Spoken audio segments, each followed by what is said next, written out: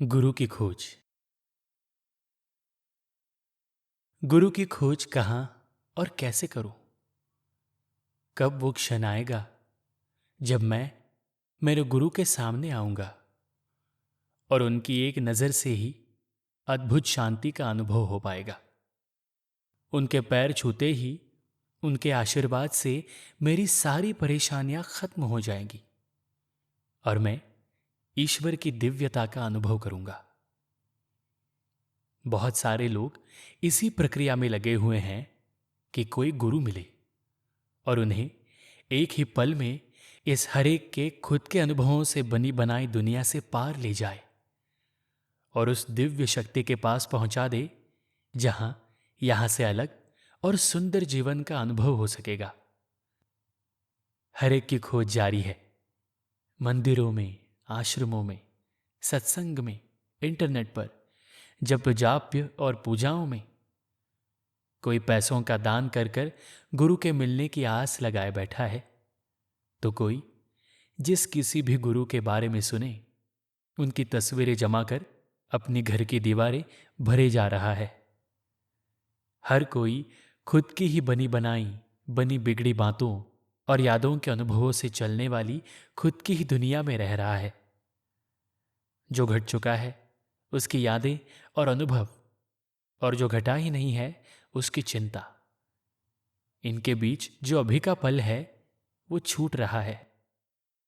वास्तविक में वर्तमान में ही पूर्ण जीवन है, जिसका अभाव बढ़ रहा है, अपूर्णता बढ़ रही है और वही खोज शुरू हो रही है गुरु की। काश कोई गुरु मिल जाए और जो मुझसे नहीं हो रहा है वो कर दे। इस बाहरी अपूर्णताओं से परे ले जाकर मुझे भीतरी पूर्णता का अनुभव कराएं। वह दिव्यता का अनुभव कराएं जहां शांति और सिर्फ शांति हो। अलौकिक अनुभवों की आस लगाए सुनहरे अनुभवों के सपनों में रहकर आपके गुरु की खोज शुरू है, वह भी बाहर की दुनिया में। हालांकि जो भी घटना है आपके भीतर घटना है। जो भी, जब भी, जैसे भी घटेगा आपके भीतर घटेगा। बाहरी दुनिया जैसी है वैसी ही रहेगी, पर उसके प्रति आपका नजरिया बदल जाएगा और वो परिवर्तन सिर्फ आप ही ला पाएंगे, वह भी भीतर से। बाहरी दुनिया में जो गुरु मिलेंगे वह तो अंधेरे में उनके पास जो दिया है उसकी रोशनी दिखा पाएंगे। उस रोशनी के बारे में शायद ही कुछ बता पाएंगे। उनकी रोशनी आपके अंधेरे को बाहर से हटा देगी। बाहरी उजाला आपको दिखेगा, पर वह रोशनी किसी और के दिए की होगी, ना कि आपकी। अंदर के अंधेरे के साथ आपकी यात्रा किसी और के उजाले में होती रहेगी, जब तक उनका दिया बुझ न जाए तब तक।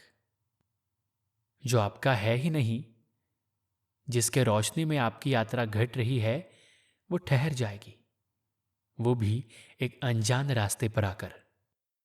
अगर गुरु की खोज करनी है तो बाहरी खोज रोकनी होगी, और ये धीरे धीरे न हो पाएगा। उसे बस एक ही क्षण में रोकना होगा, छोड़ना होगा। बाहरी दिए के उजाले से आपकी यात्रा नहीं घटेगी।